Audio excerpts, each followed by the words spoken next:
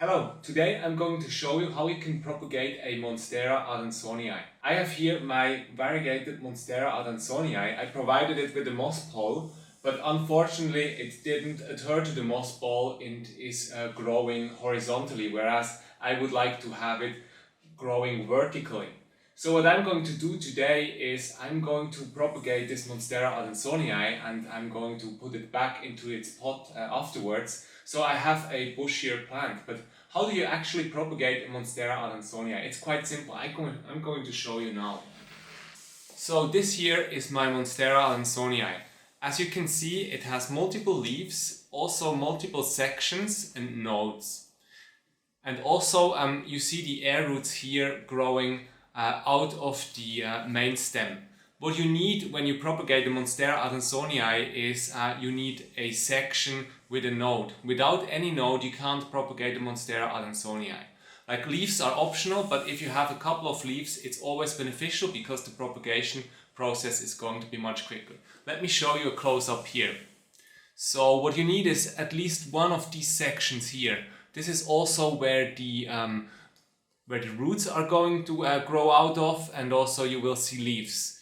I can cut here, here, here, as well as here. Like here the nodes are really close together, but I think the best spot to cut would be here. So I can propagate this Monstera Adansonii. Let me get my scissors and then I can show you how it's done.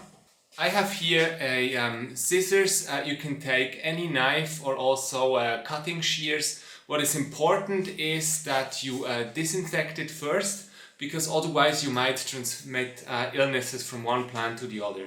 So what I'm usually doing is I'm using rubbing alcohol, and you could also hold it under a flame. Mostly I'm doing the combination of both to just make sure that there is nothing on the blades itself.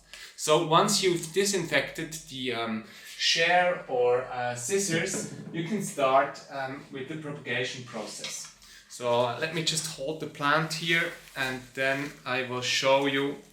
I'm gonna just cut off a section here. Also, when you cut, be careful and cut it like really nicely, because otherwise you might run into issues. You want to have like a really clean cut. So I'm cutting it right here, one section, like that, perfect. So now we have a cutting of my variegated Monstera Adansonii.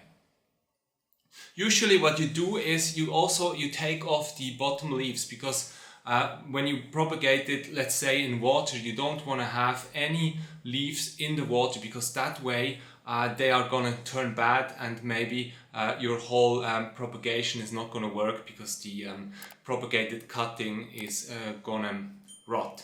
So here I'm going to take off this bottom leaf right there. Perfect.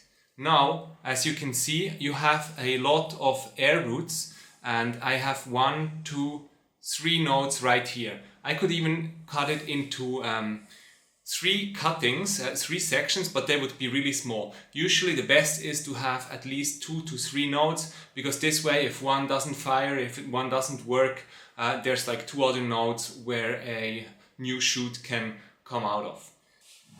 There's multiple possibilities now. You could either transplant it into water now, which I'm going to do in a second. You could also put it right into the soil. The soil needs to be slightly moist and it will start growing. Or my favorite growing media, which is sphagnum moss. You could put it right into sphagnum moss and then it will start growing. Usually it takes around 2 to 3 weeks before you see new roots. That's absolutely normal. The best season to propagate the Monstera Adansonii is spring and summer. You could also do it in autumn and winter, but there you have less heat and also less sunshine, which means it will take a little bit longer. Actually, my preferred medium, as I mentioned, is sphagnum moss, but what I'm doing is I want to get the best of both worlds. I'm usually using water first, and then once I see new roots growing, I transfer it into sphagnum moss, because based on like hundreds of tries I did, I realized that the best root growth I usually get in sphagnum moss. But water usually is the fastest until I see a couple of new roots growing.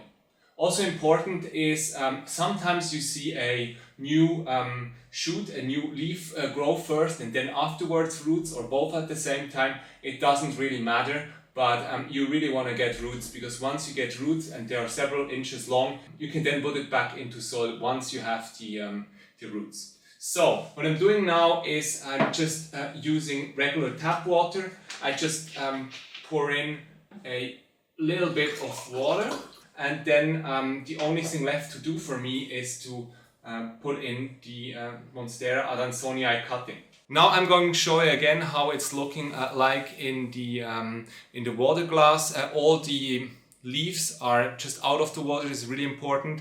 You see the air roots here, and this is where the new roots are going to grow. The cutting now sits in the water.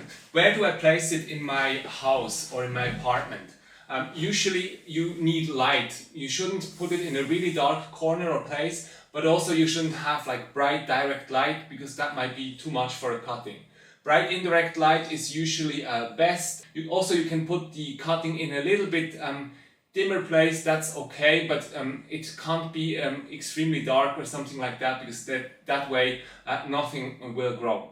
So I will leave it now like for 2 or 3 weeks in water, and as I mentioned, once I see roots I will transfer it into sphagnum moss. Usually I put the sphagnum moss in a completely enclosed container to have really high humidity, and then the root growth is just gonna go crazy. After that, once you have roots that are a couple of inches long, you can put it in any medium that you prefer. I'm using Lehusapon, which is a way to semi-hydroponically grow plants, and it works great for aroids and also especially for Monstera Adansonii. So the only thing left for me to do is wait a couple of weeks and then put it into a different medium. Important is that the water, when you propagate it using water, is that the water is nice and fresh. So replace the water every couple of days, like even every week is fine, but it shouldn't get brown and murky, because that way you might rot your Monstera Adansonii. Yeah, if you like this video, please give it a like, subscribe to our channel, and this was Daniel from Prantophiles. Thank you so much for watching.